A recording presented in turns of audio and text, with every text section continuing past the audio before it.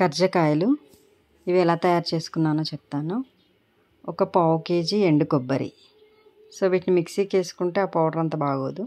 So ఇలా తురుముకుంటే బాగుంటుంది. So ఒక పావు కిలో ఎండు కొబ్బరి ఇలా తురుముకోవాలి. ఈ తురుముకున్న దాన్ని ఒక బౌల్లో వేసుకొని పక్కన పెట్టుకోవాలి. తర్వాత ఒక పావు కిలో పల్లీలు, వీటిని సిమ్లో ఫ్రై చేసుకోవాలి. ఫ్రై చేసుకున్న తర్వాత దీన్ని కూడా మిక్సీకి వేసుకోవాలి. తర్వాత ఒక పావు కేజీ నువ్వులు, దీన్ని కూడా చిన్న మంట మీద ఫ్రై చేసుకోవాలి. ఈ ఫ్రై చేసుకున్న నువ్వులని కూడా మిక్సీలో వేసుకొని పౌడర్ చేసుకోవాలి. దీన్ని పక్కన పెట్టుకోవాలి.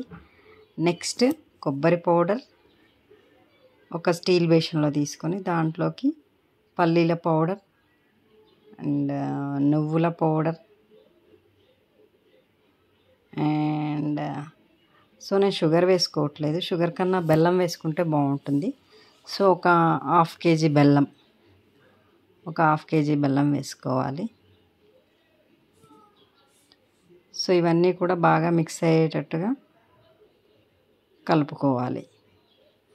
సో పావు కేజీ కొబ్బరి పౌడర్, పావు కేజీ పల్లి పౌడర్, పావు కేజీ నువ్వుల పౌడర్, హాఫ్ కేజీ బెల్లం, ఇవన్నీ కలిపి పెట్టుకోవాలి. కొంచెం ఇలాచీ పౌడర్ మిక్సీకి వేసుకొని దీంట్లో మిక్స్ చేసేసుకోవాలి. ఇలాచీ ఫ్లేవర్ బాగుంటుంది కదా, దీంట్లో మిక్స్ చేస్తే కొంచెం టేస్టీగా ఉంటుంది పౌడర్. సో ఇలా పౌడర్ రెడీ చేసి పెట్టుకోవాలి. తర్వాత ఒక కేజీ మైదా, దాంట్లో కొంచెంగా వాటర్ వేస్తూ నీట్గా కలుపుకొని ఒక హాఫ్ అన్ అవర్ నానబెట్టుకోవాలి. ఇలా నానబెట్టుకునేటప్పుడు నేను కొంచెం ఆయిల్ వేసుకొని మిక్స్ చేసి పెట్టుకున్నాను. సో పిండి నానిన తర్వాత చిన్న ఒక పూరి సైజులో ఒత్తుకోవాలన్నమాట. ఆ తర్వాత దాంట్లో మనం ఈ చేసుకున్నటువంటి పౌడర్ ఉంది కదా, ఈ పౌడర్ దీంట్లో పెట్టేసుకొని ఇలా ఒక చక్రం స్పూన్ తోటి ఇలా కటింగ్ చేసుకోవాలి. సో అన్ని కర్జకాయలన్నీ కూడా ఇలా తయారు చేసుకొని పెట్టుకోవాలి.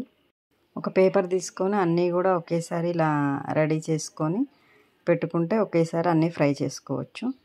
సో కడాయిలో ఆయిల్ పోసుకొని సిమ్లోనే ఫ్రై చేసుకోవాలి మాడిపోకుండా. సో ఇలా ఒకేసారి 2 or 3 ఇలా రెండు వైపులా దూరగా కాల్చుకోవాలి. సో ఇలా ఫ్రై అయిన తర్వాత వీటిని చల్లారనివ్వాలి.